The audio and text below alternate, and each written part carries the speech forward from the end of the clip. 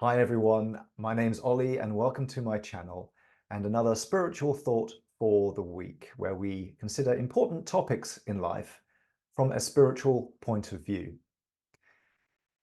Following some channeled messages I heard recently and coupled with the disturbing world events that we're currently witnessing, I'd like to share some thoughts about whether the energies of justice and forgiveness are able to coexist within us, and whether these energies are in our best interests when it comes to spiritual growth. So we'll be asking, what is forgiveness and how does it relate to our desire to see justice in our world? We'll also be considering this question in the context of the ongoing upgrade of human consciousness. Now, on a personal note regarding this pretty awkward and difficult topic, it's not my intention to offer forgiveness as this kind of glib and easy solution to the horrible trauma that many people go through in their lives. Earth is a hard place, and it's certainly not for the faint-hearted. And unfortunately, despite the saying, time is often not enough of a healer. And some spiritual sources even say that the Earth is the hardest and most challenging school in the entire universe. And, well, we only have to look around us to understand how that could be possible. What I am offering is a different perspective on the commonly held ideas of justice, which I believe that if we can let into our philosophy of life at a deeper level, it will accelerate the most important aspect of our time here on Earth, our own spiritual growth in awareness and in love. We'll discover that we'll first need to change our personal understanding of the concept of justice before we can hold both the energies of justice and forgiveness within our hearts. And doing this will enable us to move to a higher frequency of kindness, compassion, of peace and unity, and ultimately a higher expression of love. So let's dive in. So by many accounts, we're now in the process of what many spiritual leaders and teachers are calling the ascension. And this is predicted to be a major shift in consciousness across the planet from a millennia-old state of separation into a significantly more connected, loving, and community-based way of life. And to quote a channeled message from Ann Tucker, who channels from the angelic realm, and she says, "We have been living in the experience of suffering through separation, of being unseen, of going through our feelings by ourselves. We have been separated from what we are, from oneness, and from the capacity to love one another. We are going into unity with each other, with ourselves, and into the capacity to love each other. There is no judgment in this new way of living." But how can this be, you might ask? At the moment, we see so many terrible atrocities, suffering, and injustices happening. How can human consciousness be rising into more unity and love? And how can we find justice for all those who are being oppressed if there is no judgment in this so-called new way of living?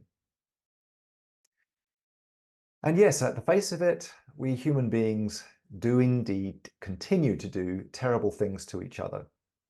And there's so much conflict, war, and persecution across the world. And this has been the case for millennia. Perhaps the fact that we are now able to view this negativity right in front of us, it's delivered to our eyes and ears through our media technology.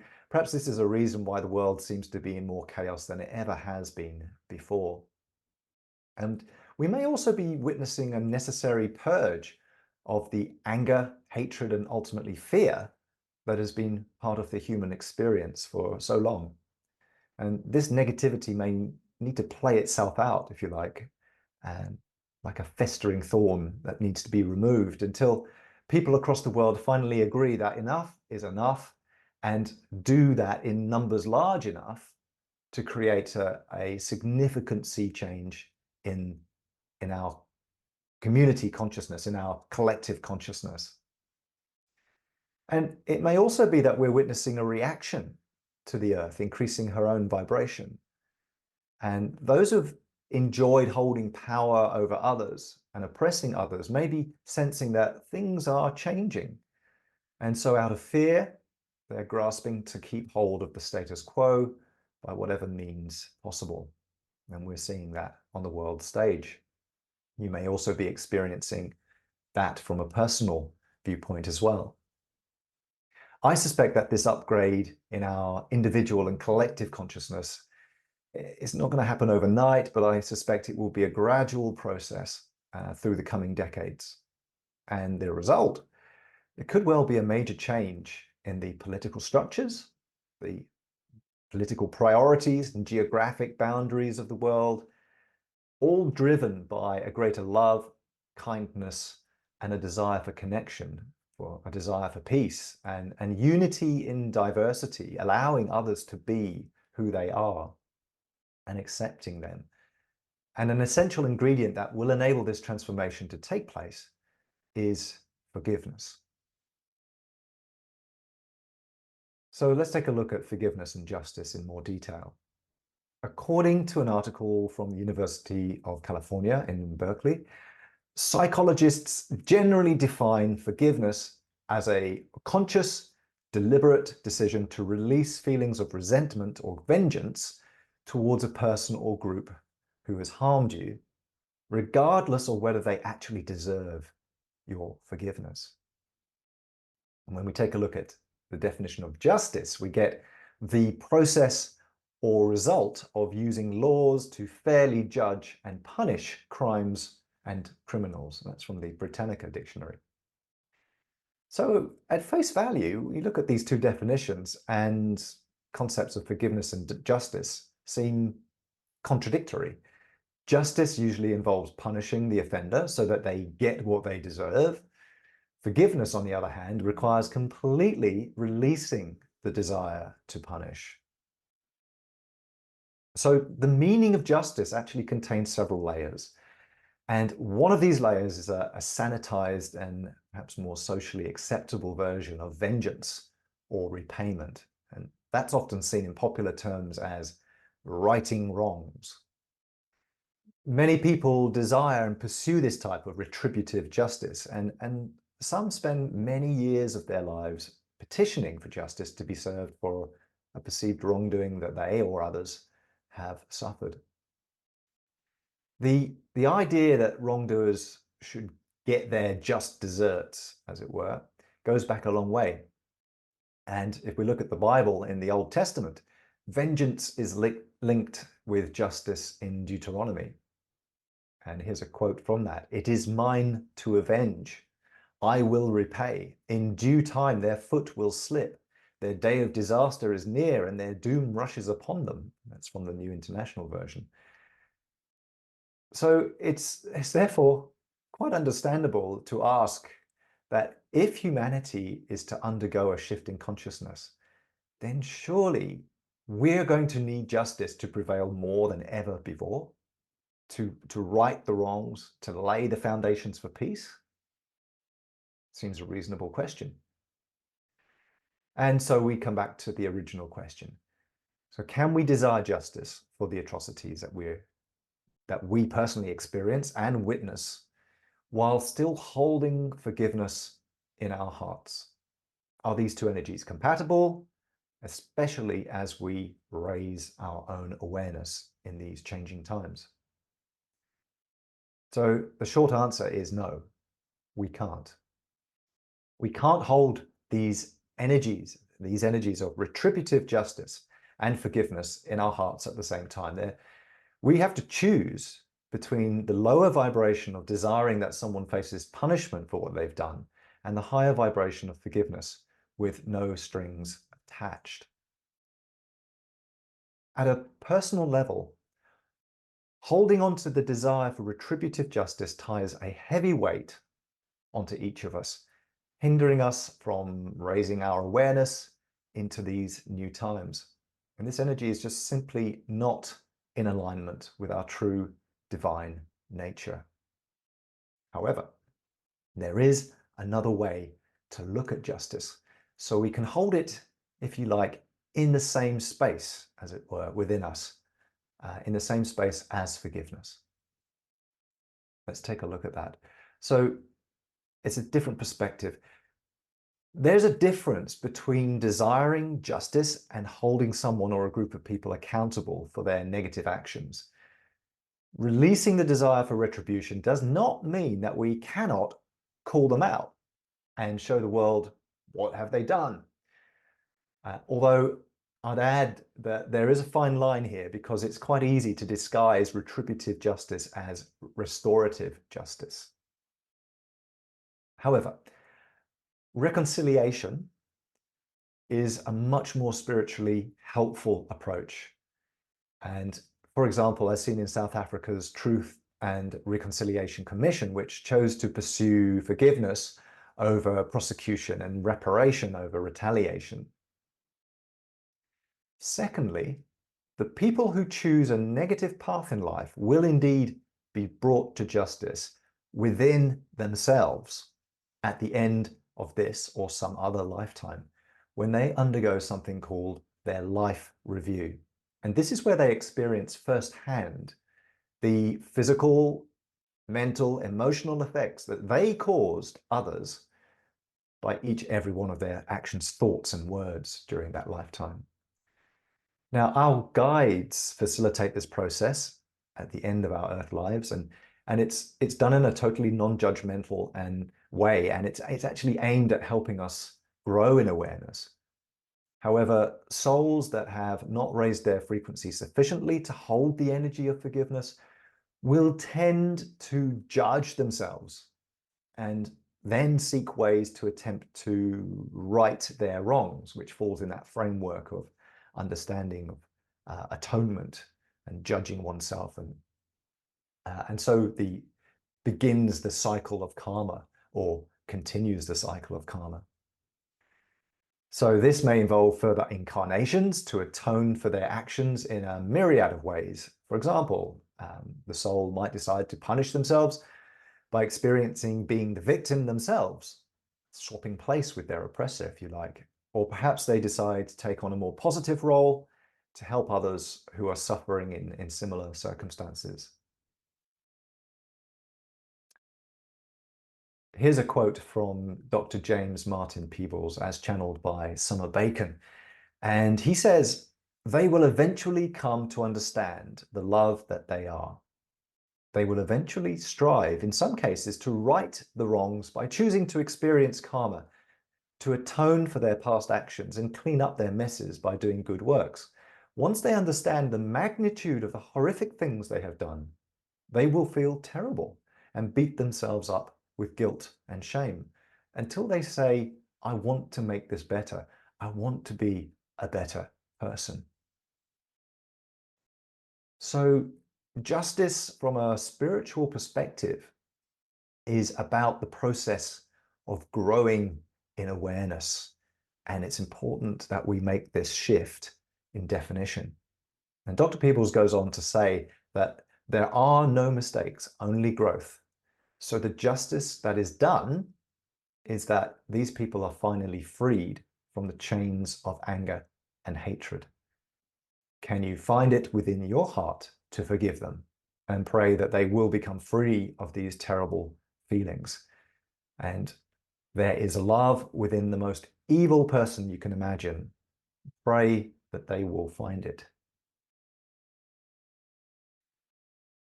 Releasing the need to judge others allows us to choose our highest expression of love, become more of our true divine nature, and release ourselves from self-judgment or karma. So, of course, for many people who have experienced terrible trauma at the hands of another, the supreme illusion, as it's come to be known, of our human existence presents a significant challenge to truly forgiving. What can help, however, is the understanding and acceptance that at a deep level, We are actually a spirit, a part of the divine, simply having a human learning experience on earth in the material. And this understanding helps us to see the bigger picture, and then we're more able to chart a possible path to forgiveness. But for others for whom their physical experience is really all there is, it's just the material, we're not a soul, we're not spirit, and that's their philosophy of life, then forgiveness can seem at best impossible and at worst an abomination. The Christmas message is not that Jesus Christ came to earth to offer us external forgiveness, but to show us that we have the capacity to forgive ourselves through the absolution of others who themselves are wounded and holding darkness in their hearts. And this is the message offered to us by many, many enlightened beings and souls who have incarnated on earth. The message being that we are not just our body, we are an eternal and divine being. And these earthly journeys that we have agreed to experience and that we have planned are helping us to rediscover and uncover our divine essence in a step-by-step process. And learning to forgive is an important part of that journey for our own personal spiritual evolution. This quote is from Alison Jean regarding the murder of her son, Botham Jean, in 2018. And she says, "Forgiveness is for the forgiver, and it doesn't matter what the forgiven does with it." It's worth noting that when someone forgives their oppressor, they offer a gift to help their oppressor find their way back home to their true divine nature. When the oppressor knows that they have been forgiven, it can be a catalyst for them to decide to change who they are in their current lifetime. And this may also help them to reach a higher level of consciousness and awareness, and perhaps even avoid judging themselves altogether when they pass over to spirit and see the bigger picture. So, to sum up, justice versus forgiveness. At a personal level, it is not in our best interests to hold the low vibration of retributive justice in our hearts, because it's just not compatible with the much higher vibration of forgiveness. Of course, the world's justice systems continue and will continue to judge and punish according to each country's laws. And this is necessary at our current level of human awareness in order to protect citizens, maintain order.